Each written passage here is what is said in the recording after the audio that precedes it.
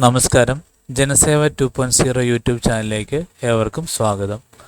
ആദ്യമായിട്ടാണ് നിങ്ങൾ ഈ ചാനൽ കാണുന്നതെങ്കിൽ സബ്സ്ക്രൈബ് ചെയ്യാനും ലൈക്ക് ചെയ്യാനും താഴെ കാണുന്ന ബെൽ ബട്ടൺ അമർത്താനും ശ്രദ്ധിക്കുമല്ലോ. CUT UG പരീക്ഷ മെയ് 8 മുതൽ ജൂൺ 1 വരെ, ഈ മാസം 22 വരെ രജിസ്റ്റർ ചെയ്യാം. രാജ്യത്തെ 46 കേന്ദ്ര സർവകലാശാല ഉൾപ്പെടുന്ന സ്ഥാപനങ്ങളിലെ ബിരുദ പ്രവേശനത്തിനുള്ള CET UG പരീക്ഷ മെയ് 8 മുതൽ ജൂൺ 1 വരെ നടക്കും. പരീക്ഷയ്ക്ക് ഈ മാസം 22 വരെ രജിസ്റ്റർ ചെയ്യാം. 24 മുതൽ 26 വരെ തിരുത്തുകൾ വരുത്താൻ അവസരമുണ്ട്.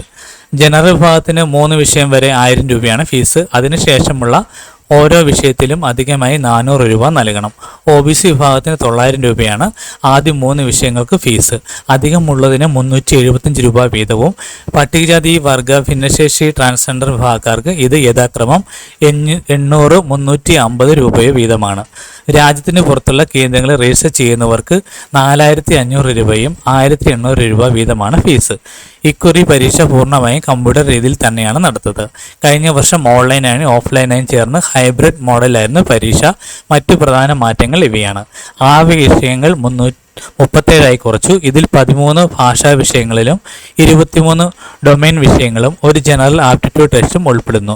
കഴിഞ്ഞ വർഷം ഇത് 61 ആയിരുന്നു. ആകെ തിരഞ്ഞെടുക്കാവുന്ന വിഷയങ്ങൾ പരമാവധി 5 കുറച്ചു. കഴിഞ്ഞ വർഷം ഇത് 6 ആയിരുന്നു. 12ാം ക്ലാസ്സിൽ ഏത് വിഷയം പഠിച്ചുവെന്ന വ്യത്യാസമില്ലാതെ ഇഷ്ടമുള്ള വിഷയത്തിൽ പരീക്ഷ എഴുതി ബിരുദ പ്രവേശനം നേടാം.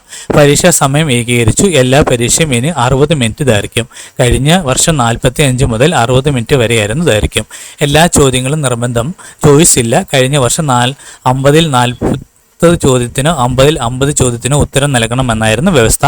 ഇക്കുറി 60 ചോദ്യത്തിന് ഉത്തരം നൽകണം. ശരി ഉത്തരത്തിന് 5 മാർക്ക്, തെറ്റായ ഉത്തരത്തിന് 1 മാർക്ക് കുറയ്ക്കും. കഴിഞ്ഞ വർഷം വരെ ജനറൽ ടെസ്റ്റ് എന്നറിയപ്പെടുന്ന പരീക്ഷ ഇനി മുതൽ ജനറൽ ആപ്റ്റിറ്റ്യൂഡ് ടെസ്റ്റാക്കി. പൊതുവിജ്ഞാനം, current affairs, general mind ability, numerical ability, logical analytics, reasoning, അടിസ്ഥാന കണക്ക് ഉൾപ്പെടുന്ന ക്വാണ്ടിറ്റേറ്റീവ് റീസണിംഗ് എന്നിവയാണ് ഇതിൽ വിഷയമാക്കുക. 13 ഭാഷകളുടെ പട്ടികയിൽ ഇല്ലാത്ത ഭാഷകൾക്കും ഭാഷാ സ്റ്റഡീസിൽ tourism, legal studies, engineering, graphics തുടങ്ങിയ വിഷയങ്ങൾക്കും പ്രവേശനത്തിന് ജനറൽ ആപ്റ്റിറ്റ്യൂഡ് ടെസ്റ്റും പരിഗണിക്കും.